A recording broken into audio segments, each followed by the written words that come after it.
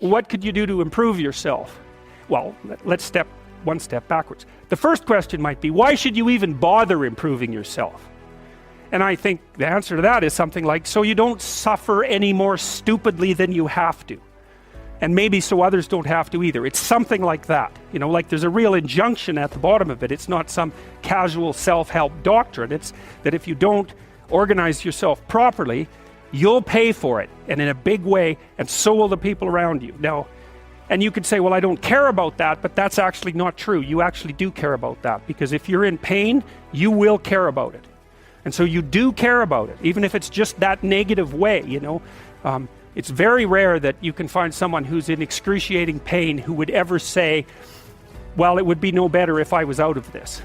Sort of pain is one of those things that brings the idea that it would be better if it didn't exist along with it. It's incontrovertible. So you get your act together so that there isn't any more stupid pain around you than necessary. Well, so then the question might be, well, how would you go about getting your act together? And the answer to that, and this is a phenomenological idea too, it's something like, look around for something that bothers you and see if you can fix it. So now you think, well, let's say you go into you can do this in a room. It's quite fun to do it just when you're sitting in a room, like a room, maybe your bedroom. You can sit there and just sort of meditate on it and think, okay, if I wanted to spend 10 minutes making this room better, what would I have to do? And you have to ask yourself that, right? It's not a command, it's like a genuine question. And things will pop out in the room that you know, like there's a stack of papers over there that's kind of bugging you, and you know that maybe little order there would be a good thing, and you know, there's some rubbish behind your computer monitor that you haven't attended to for like 6 months, and the room would be slightly better if it was a little less dusty and the cables weren't all tangled up the same way. And like if you allow yourself just to consider the expanse in which you exist at that moment, there'll be all sorts of things that'll pop out in it that you could just fix. And you know, I might say, well, if you were coming to see me for psychotherapy, this easiest thing for us to do first would just be to get you to organize your room. You think, well, is that psychotherapy? And the answer is, well, it depends on how you conceive the limits of your being. And I would say, start where you can start. You know, if something announces itself to you, which is a strange way of thinking about it, as in need of repair, that you could repair, then hey, fix it. You fix 100 things like that, your life will be a lot different. Now, I often tell people too, fix the things you repeat every day, because people tend to think of those as trivial, right? You get up, you brush your teeth, you have your breakfast, you know, you have your routines that you go through every day. Well, those probably constitute 50% of your life. And people think, well, they're mundane, I don't need to pay attention to them. It's like, no, that's exactly wrong. The things you do every day, those are the most important things you do. Hands down. All you have to do is do the arithmetic. You figure it out right away. So 100 adjustments to your broader domain of being, and there's a lot less rubbish around, and a lot fewer traps for you to step into. And so that's in keeping with Jung's idea about erasing once you've got your mind and your emotions together, and once you're acting that out, then you can extend what you're willing to consider yourself and start fixing up the things that are part of your broader extent. Now, sometimes you don't know how to do that. So you might say, imagine you're walking down Bloor Street and there's this guy who's like alcoholic and schizophrenic and has been on the streets for 10 years. He sort of stumbles towards you and, you know, incoherently mutters something. That's a problem. And it would be good if you could fix it, but you haven't got a clue about how to fix that. You just walk around that and go find something that you could fix, because if you muck about in that, not only is it unlikely that you'll help that person, it's very likely that you'll get hurt yourself. So, you know, just because while you're experiencing things announce themselves as in need of repair, doesn't mean that it's you right then and there that should repair them. You have to have some humility. You know, you don't walk up to a helicopter that isn't working and just start tinkering away with it. You have to stay within your domain of competence. But most of the time, if people look at their lives, you know, it's a very interesting thing to do. I like the idea of the room, because you can do that at the drop of a hat. You know, you go back to where you live and sit down and think, okay, I'm going to make this place better for half an hour. What should I do? And you have to ask. And things will just pop up like mad. And it's partly because your mind is a very strange thing. As soon as you give it an aim, a genuine aim, it'll reconfigure the world in keeping with that aim. That's actually how you see to begin with. And so if you set it a task, especially, you have to be genuine about it, which is why you have to bring your thoughts and emotions together, and then you have to get them in your body so you're acting consistently. You have to be genuine about the aim, but once you aim, the world will reconfigure itself around that aim, which is very strange. And it's technically true. You know, the best example of that, you have all seen this video where you watch the basketballs being tossed back and forth between members of the white team versus the black team, and while you're doing that, a gorilla walks up into the middle of the video and you don't see it. It's like, you know, if you thought about that experiment for about 5 years, that would be about the right amount of time to spend thinking about it. Because what it shows you is that you see what you aim at. And that, man, if you can get one thing through your head as a consequence of even being in university, that would be a good one. You see what you aim at. And so, because one inference you might draw from that is, be careful what you aim at. Right? What you aim at determines the way the world manifests itself to you. And so if the world is manifesting itself in a very negative way, one thing to ask is, are you aiming at the right thing? Now, you know, I'm not trying to reduce everybody's problems to an improper aim. People get cut off at the knees for all sorts of reasons. You know, they get sick, they have accidents. There's a random element to being, that's for sure. And so you don't want to take anything, even that particular phrase, too far. You want to bind it with the fact that random things do happen to people, but it's still a great thing to ask. I've been interested in how to increase people's motivation for a long time, you know, and there's a nice literature on that, and part of it was created by Latham and Locke, Gary Latham and Edwin Locke. And they're looking at goal setting. That's how they described it, as a means to improve business productivity. And so what they imagine that you have two teams and you get them to set goals, say, and one team sets goals for their corporate productivity and another team sets goals for their life. And then you match them head to head over some period of time and see which one comes ahead. And what happens is the people who set goals for their life beat the people who set goals for the company. And so that's really, and then there's a variety of other literatures that support that kind of hypothesis, but it's very, very worthwhile thinking that through, because what you want, if your company is structured properly, you want people in it who have a life, right? So they're aiming at things that they think are valuable, because they're just not going to be motivated, period, unless they're aiming at things they think are valuable. And then you want their loyalty to the company to be nested inside that. So they have to see that working there, no matter what it is that they're doing, and you know, often jobs are repetitive and dull and difficult and challenging and all of that, or you wouldn't be paid to do them, right? They're not all fun and games. But if you can see that the less intrinsically interesting things that you're required to do are related in some directly intelligible way to goals that you regard as valuable, then that tags those activities with this dopaminergic kick that we were talking about earlier. So you need this hierarchy of values, right? It's like, here's what I'm doing with my life, here's why my job is important to that. Or maybe it isn't, and then you have to quit and go find a new job, but that's fine, but you know, because you might discover that too.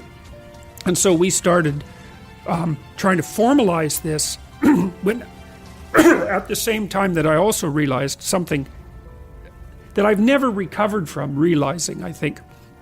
So I teach students, usually for this class it was 3rd and 4th year students, and so this is at the University of Toronto. They're pretty smart kids. It's a hard university to get into, and they're pretty disciplined, and they're actually quite conservative, all things considered.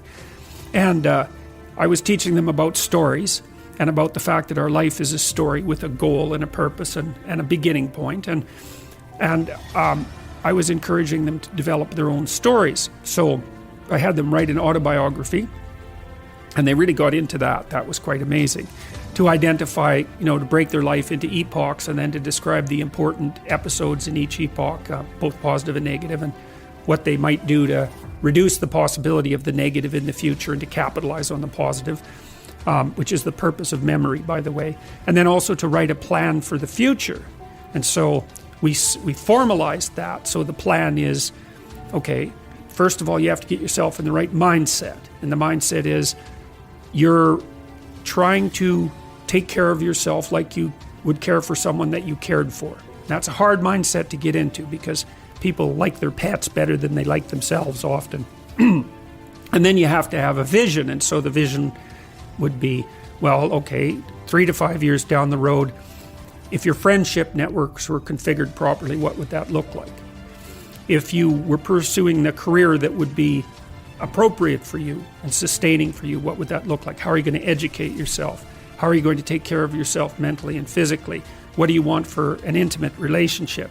And how are you going to handle temptations like alcohol and drug abuse? Because they take people down pretty frequently. So all you have to do is think about, okay, what could that be like if you had what you needed? Not some wild fantasy, but realistic in what you needed. So that's the first part. And then, okay, now write for 20 minutes about what your life could be like 3 to 5 years down the road if all of this came together. And then now do the opposite. So imagine all your weaknesses and all the ways that you can go down the wrong path. And then imagine that gets the upper hand. Then imagine where you are in 3 to 5 years. So then you get a polarity, eh? It's like not this and yes this. So you can run away from the things you don't want and you can run towards the things you do want. That gets your anxiety behind you instead of in front of you, right? Because maybe you're going to go do something difficult and you're afraid of it. And then you think, well, if I don't do this, I'm going to end up there. It's like, oh, okay, that's so terrible that this little terrible is nothing. So, and then in the next part of the exercise, you turn that into an implementable plan, you know, and you write about why your life would be better and why your family's life would be better and why your community's life would be better. So it's like fully articulated. And we've tested about 10,000 university students with that now in 3 different locales. And we've increased the probability that they'll stay in university by about 30% and raised their grade point average about the same. And it's worked best for men who were doing the least well. So in Holland, those were non-Western ethnic minority men, and they improved their performance enough to actually slightly exceed the Dutch national women who were at the top otherwise over 2 years. Yeah, it was unbelievable. It just blew us away. It's a psychological intervention to cure what's hypothetically a sociological problem. And so that's a good example of how, and what blew me away when I was first considering this is I had all these students, 21 years old, and I realized that no one had ever sat them down, not even once in their entire career in education, and said, okay, who do you want to be? Like, what sort of person is it that you want to be? Not job, it's like character. What do you want your life to be like? What should it be like? And what shouldn't it be like? And like, write about that seriously, like your life depends on it, because it does. And then I thought, well, that's so weird. Why in the world isn't our education system set up to help people with that? Because it's like, that's kind of obvious, you know? It's like, what are you doing and why? Sometimes you take a leap forward and you learn some things, but you can't catalyze a new identity, so you try to go back and hide in your old identity. And that actually doesn't work because, well, things have changed and you've learned something and that isn't who you are anymore.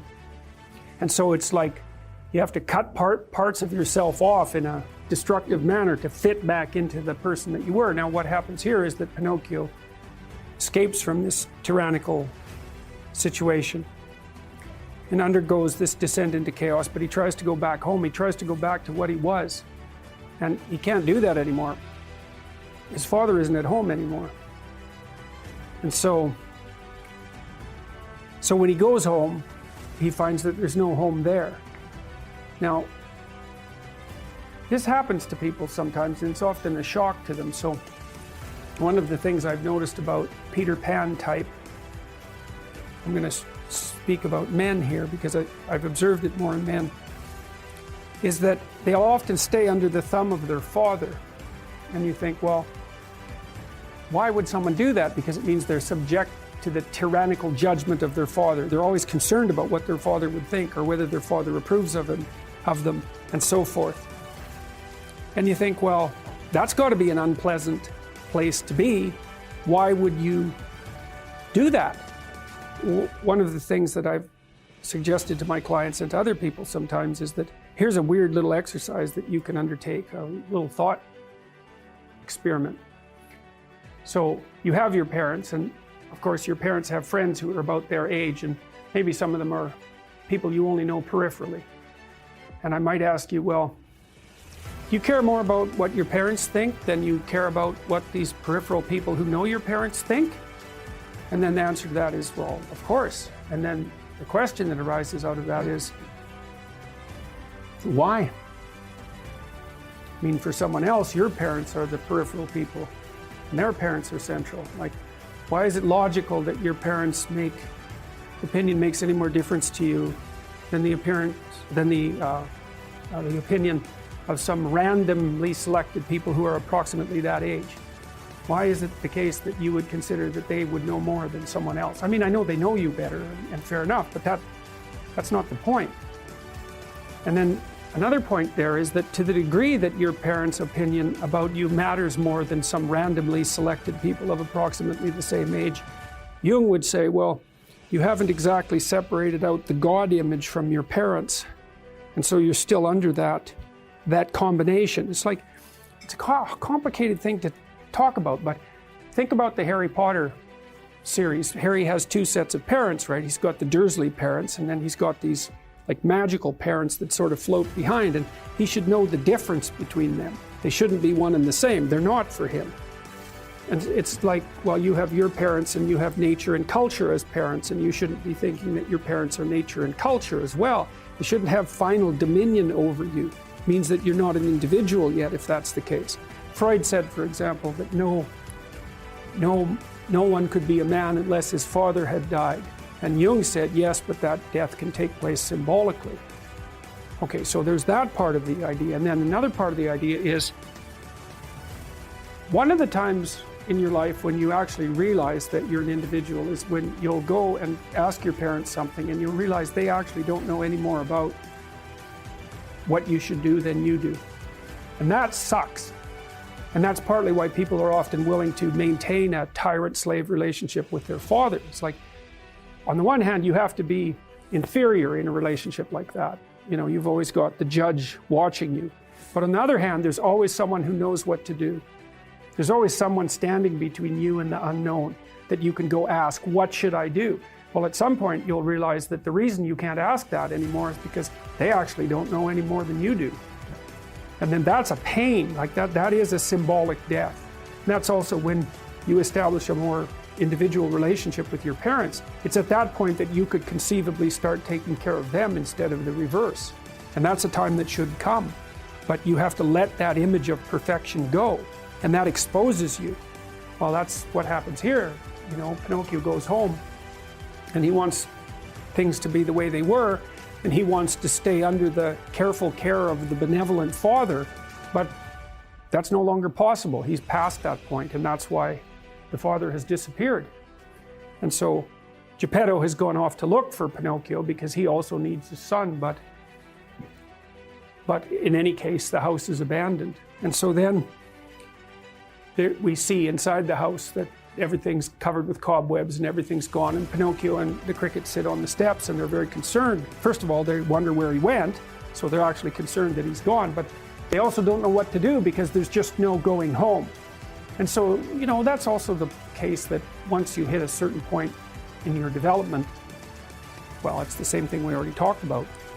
The answers that you're looking for are not going to be found in your parents' house. It's as simple as that. Now, you could artificially maintain your dependency, but, you know, if you do that for too long, things get pretty ugly.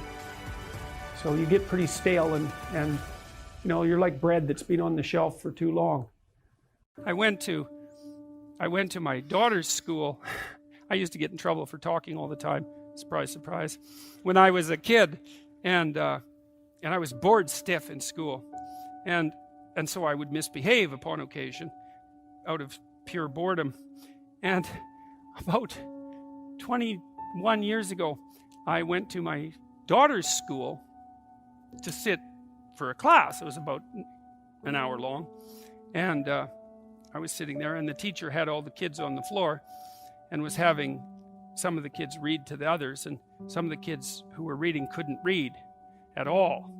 And I had exactly the same experience. I was sitting there. It was like being 7 years old again. I could see the clock going tick, tick. And I thought, you know, if I was in this classroom for 3 days, I would misbehave. 40 years old, I would misbehave exactly like I did when I was 6. No. Well, that's no place to be, right? Because you don't want to be in a place that's stultifying. You don't want to be in a place where there's no challenge. You might even quit your job if there's no challenge. Say, well, that's a good job. It gives you security. And you think, God, I can't stand this. It's eating away at my soul. It's all security and no challenge. So why do you want to challenge? Because that's what you're built for. That's what you're built for. You're built to take on a maximal load, right? Because that's what strengthens you, and you need to be strong because life is extraordinarily difficult, and because the evil king is always whittling away at the structure of the state, and you have to be awake and sharp to stop that from happening so that you don't become corrupt, and so that your family doesn't become corrupt, and so that your state doesn't have to become corrupt. You have to have your eyes open and your wits sharp and your words at the ready, and you have to be educated, and you have to know about your history, and you have to know how to think, and you have to know how to read, and you have to know how to speak, and you have to know how to aim, and you have to be willing to hoist the troubles of the world up on your shoulders. And what's so interesting about that, so remarkable, and this is something that's really manifested itself to me as I've been doing these public lectures. I've been talking about responsibility to people, which doesn't seem to happen very often anymore, and the audiences are dead quiet, and I lay out this idea that life is tragedy tainted by malevolence, and everyone says, yeah, well, we always suspected that, but no one has ever said it quite so bluntly, and it's quite a relief to hear that I'm not the only person who has those suspicions. And then the second part of that is the better part, and it's the optimistic part, which is, despite the fact that life is a tragedy tainted by malevolence, at every level of existence, there's something about the human spirit that can thrive under precisely those conditions if we allow that to occur. Because as difficult as life is, and as horrible as we are, our capacity to deal with that catastrophe and to transcend that malevolent spirit is more powerful than that reality itself. And that's the fundamental issue. I think that's the fundamental issue of the Judeo-Christian ethic, with its emphasis on the divinity of the individual. As catastrophic as life is, and as malevolent as people can be, and that's malevolent beyond belief, fundamentally. A person has in spirit the nobility to set that right and to defeat evil. And that more than that, and that the antidote to the catastrophe of life and the suffering of life and the tragedy of life that can drive you down and destroy you is to take on exactly that responsibility and to say, well, there's plenty of work to be done, and isn't that terrible? And there isn't anything so bad that we can't make it worse, and certainly try very hard to do so, but I have it within me to decide that I'm going to stand up against that. I'm going to strive to make the world a better place. I'm going to strive to constrain the malevolence that's in my own heart, and to set my family straight, and to work despite my tragic lot for the betterment of everything that's in front of me. And the consequence of that, the immediate consequence of that, is that when you make the decision to take on all of that voluntarily, which is to stand up straight, by the way, with your shoulders back, to take on all that on voluntarily, as soon as you make that decision, then all the catastrophe justifies itself in the nobility of your striving. And that's what it means to be an individual.